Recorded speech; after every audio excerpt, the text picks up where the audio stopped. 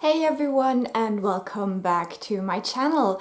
Today I wanted to share with you my April TBR. I have just done a spring TBR video where I talked about all the books that I want to try to read during spring, or just in general books on my physical TBR that I associate with spring. But April is a special month because literally every single readathon is happening in April. I think I will participate in 3 of them, so I thought I share my TBR with those and also let you know a little bit about those readathons in case you haven't heard of them yet. So yeah, I hope you enjoy this and let's get into it. So first of all, we have the magical readathon. The readathon we've all been waiting for. It is hosted by G. I will link her channel with her information down below so you can go and check this readathon out. It's honestly amazing. I think it's my favorite readathon that exists, so I was so pleased to see that it's back this April, and it will probably be back in August as well. This usually has 2 rounds, so this one is kind of the starting round, and then in August you build on this first round. And basically the story is that you are a magician in a fantasy world and you're part of Aurelium Academy, a very prestigious school there. And you can choose a career path you want to follow, and you have to do certain subjects for that. And if you get good grades in all of those subjects, you can then go on and have that career. So the career that I chose is actually the career that is specific to my kind of guild. So I was sorted into the House of the Arcane, and that's people that are technical and sciencey and stuff like that. So it fits really well. And the career that goes with it is Archmage. So that's the one I will try to achieve. And for that, in April, I will have to read 6 books. I'm not quite sure whether that will happen. I have 2 other careers that I can settle for that need fewer books, so we'll see how it goes. But let's just talk about the Archmage here. First of all, I would have to do alchemy, and for that I need to read a book that features a romance. Now, if you know anything about me, I'm not a romance reader at all, but I thought this would be a good opportunity to finally read Normal People by Sally Rooney. This has kind of a romance. It's not like a typical romance. I think it portrays the struggles of the 2 people involved, and they're not always together, I think. So yeah, we'll see about that, but it basically revolves about this relationship of 2 people, so I'm counting it for romance. Then the next subject is Inscription, and that is an intimidating read, and yeah, this one was very intimidating. Look at this book. This is a French classic from the 18th century. It is The Philosophy in the Bedroom by Marquis de Sade. And I was really intimidated by this because it looks huge and it has so many pages. But then I took it out of the wrapping and I saw that it has the biggest font in the world. So I'm still intimidated a little bit, but not as much as I was when I chose this book for the prompt, because back then it was still in the plastic wrapping and I had no idea how big the font would be. So now I'm optimistic that I can get this done. Then we have artificery. This is a word that confused me, but I looked it up and I think I understand now.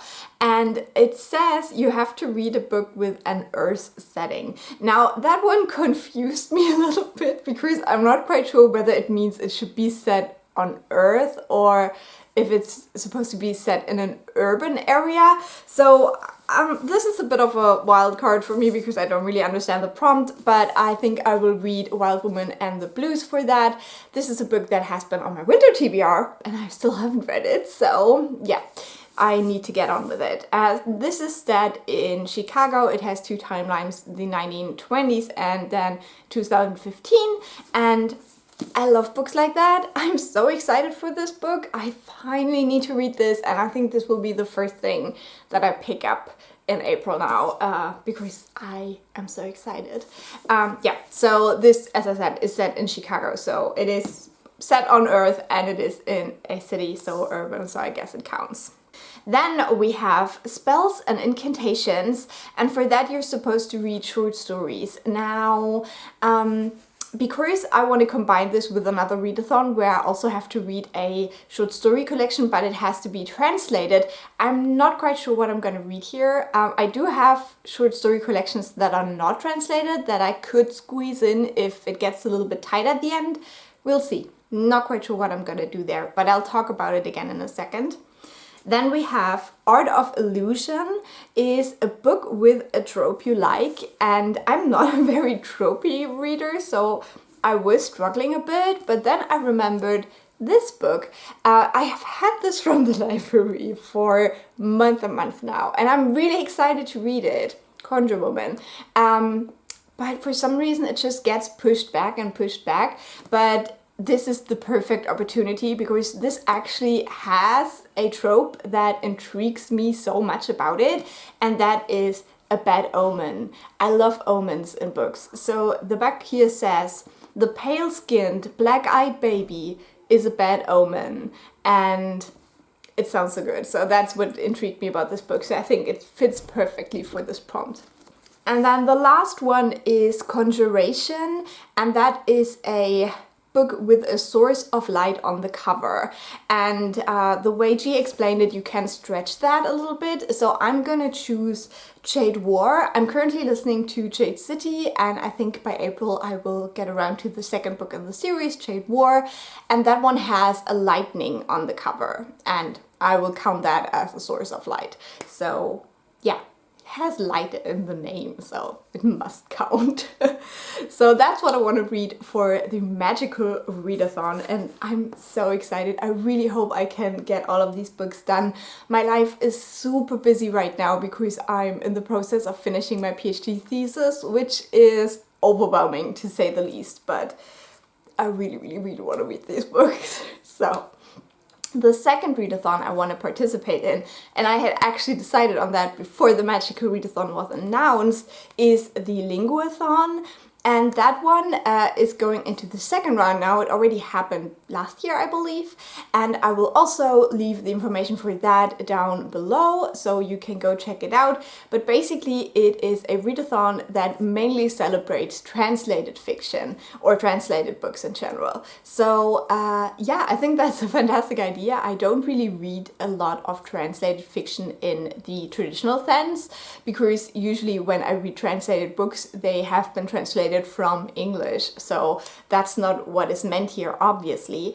And yeah, you have 3 groups in this readathon that you can join, and all of them has to work together. So it's kind of a travel theme, so the kind of plane doesn't go down is the idea. So I decided to join the engineers. Kind of goes with the House of the Arcane, I guess. So we have 3 prompts for that. We have first the translated anthology or short story collection. And as I said, I'm not quite sure what I'm gonna do here. I have looked up a couple that I'm interested in. For example, I think there's one called The House Guest that sounded very interesting. I've also gotten some recommendations on the Discord for this readathon, which sounded amazing. I definitely want to go into a kind of speculative fiction horror direction, and I think there's some very interesting things out there that I could try. But since my goal is to reduce my TBR, I think I will just leave that open until I reach the end of the month and see whether I can actually fit a book like that in. Yeah, it's just the only way that will work. So if you have any recommendations for these kind of translated short story collections or anthologies that go into this more creepy realm, let me know. The next one is a non-fiction out of your comfort zone. And I actually do have a couple of picks for that I could choose right now because yeah, one of my friends got me some feminist fiction. I also have a book about nonviolent communication, but I think the book I want to choose, might still vary, is this biography of Lou Andrea Salome. So this is a historical biography about a person who isn't alive anymore. And usually I do like memoirs, but I don't read many biographies. I may have read like 1 or 2 in the past, but it's not usual. So this definitely counts as a non-fiction out of my comfort zone, and it sounds very interesting.